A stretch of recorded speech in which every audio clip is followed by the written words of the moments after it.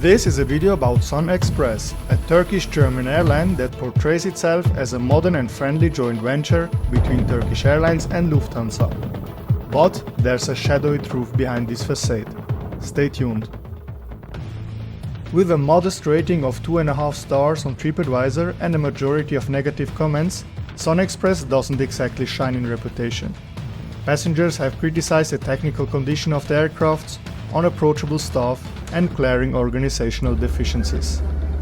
If you're familiar with my channel, you know I don't just take those comments at face value. I like to see things for myself, and that's exactly what I did.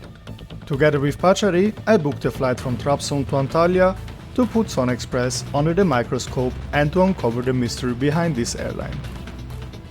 This video has timestamps, so if you have the attention span of a goldfish, feel free to jump to the sections of your choice. Our journey today starts in the mountain of the Turkish Black Sea coasts, specifically in the province of Trabzon. Known for its picturesque landscapes, fried anchovies, and the renowned football club that is considered a national title contender but often misses the win. The drive to the airport takes about 20 minutes. Or would have, had I not discovered a flat tire on our rental before setting off. Luckily, we still have enough time to head to Trabzon International Airport, where we returned the car and went from one security check directly to the next, as it is usually the case at Turkish airports. Hosting around 3 million passengers annually, Trabzon International Airport isn't massive.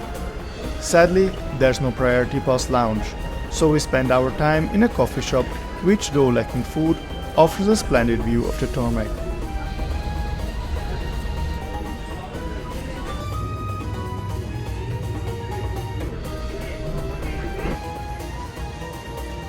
I wrap up my synopsis with a Turkish coffee and work until boarding time. However, boarding was not imminent as I noticed our flight had been delayed by nearly 2 hours. At the same time, I received a message from our hotel in Antalya stating that check-in is only possible until 11 p.m. For us, this means we booked our hotel in Antalya for nothing since we will be arriving too late due to the delay. But seriously, which airport hotel closes at 11 p.m. anyways? So I booked another hotel, and after a 2-hour delay, the gate finally opens. Boarding is done by bus, and since it's already dark outside, unfortunately I can't get as many good shots of the airplane as I want.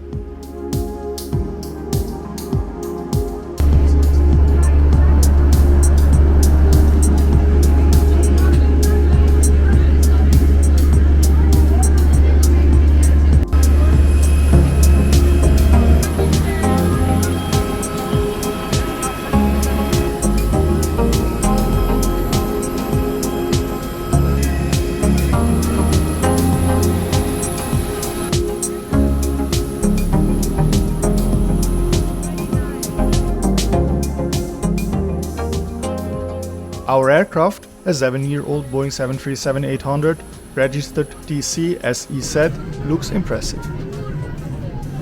The economy-only cabin is in a standard free configuration with seats that look modern and clean. The legroom is decent for a budget airline and the backrests are adjustable. However, the fact that only about 20–30% of the seats have an in-flight magazine doesn't look very professional. There's also no in-flight entertainment like you'd find in many of Turkish Airlines narrow-body aircrafts. Additionally, amenities like a seat pocket, power outlet, or adjustable headrests are also missing. The 4-member cabin crew seems a bit tired, which is understandable given the time of the day and the delay. As we push back from our remote gate, some passengers are still standing and moving around the cabin, which a crew doesn't seem bothered by. So far, my feedback is mixed. Let's see what the actual flight brings. A major topic with airlines from Turkey, in my opinion, is the food. For instance, with Pegasus airline, the food isn't free but tastes great and isn't overpriced. Turkish Airlines also offers delicious food in both economy and business class. Even the budget airline Anadolu Jet, a subsidiary of Turkish Airlines, includes meals in the ticket price. I hadn't checked beforehand about SunExpress catering situation, but being a joint venture between Turkish Airlines and Lufthansa, it would make sense that delicious meals would be served. Without an in-flight magazine or menu, I am clueless about what's offered and at what cost, if any. I guess I'll find out during the flight. But first, a restroom check. Overall, the lavatory is clean and modern, but I'll spare you a look inside the bowl. Even early in the flight, it seems the toilet hasn't been flushed, and dried urine stains on the seat indicate that the toilet probably wasn't cleaned before this flight. It is always challenging to judge an airline based on a single flight. But as of now, I have a preference for Turkish Airlines. Turkish Airlines is pricier than SunExpress, so a fair comparison would be with another budget airline like Pegasus Airlines, which I must admit I find preferable so far. Compared to Pegasus, SunExpress operates on a smaller route network. SunExpress primarily offer vacation and charter flights from German-speaking countries to Turkey. With tourism in Turkey facing challenges in recent years, however, SunExpress has pivoted to offering domestic routes like the one we took today. Once we reached cruising altitude, the cabin crew began their onboard sale of snacks and refreshments. Not having a menu at the seat is quite inconvenient, and unfortunately they only announce in Turkish and seem to rush through the aisles. We're quite hungry, and fortunately we managed to flag down a flight attendant who lends us the only menu he has on hand. Unfortunately, there are no hot meals on this nearly 2-hour flight. Feeling a bit pressured, we opt both for the only 2 snack options available and eagerly look forward to filling our empty stomachs, which haven't seen food since the morning. However, when we try to pay, it turns out they only accept cash, which we don't have. Oddly enough, many airlines operate the other way around, accepting only card payments. I believe it wouldn't be too much to ask to have a card reader on board in 2023. Disappointed, we hand back our snacks and drinks. I also noticed that the flight attendant speaks very little English, which could be problematic in the case of an emergency. Admittedly, my English isn't perfect either, and we are in a foreign country, so fair enough, I guess.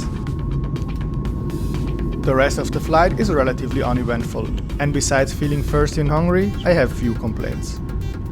About 2 hours later than scheduled, we finally begin our descent into Antalya. The crew checks the cabin, or at least they walk through it once. They don't seem bothered by reclined seats or tray tables that are down with luggage on them. I get the impression that safety regulations aren't taken too seriously. Even on our way to the parking position, many passengers stand up early to get their luggage. The passengers' impatience is met with a long wait on the ground. While the luggage is already unloaded and the plane is refueling, the doors remain shut. This results in angry shouts and jostling. There aren't enough airport buses either. They try to cram everyone into 2 buses, which of course doesn't work, leading to verbal confrontations between airport staff, flight attendants and passengers. I'm not superstitious, but I can't help but feel that a flat tire was a bad omen. At least, we arrived safely and we hope to find some food at the airport. But unfortunately, that's not possible anymore. We then wait another 25 minutes for our Uber driver, who cancels just before arrival. After that, we're overcharged by the taxi driver, and the restaurant in our newly booked hotel is also closed. Delays, a pointless hotel booking, no food and taxi troubles. Today, pretty much everything that could go wrong did go wrong. But sometimes that's the reality of travel. And while traveling is amazing, it's not always just the glamorous side that travel influencers show you. That's exactly why I always try to be as factual and transparent as possible in my videos. For example, I recently made an objective review of Pegasus Airlines. Click here to watch it. Thank you so much for joining today, I love you and see you next time.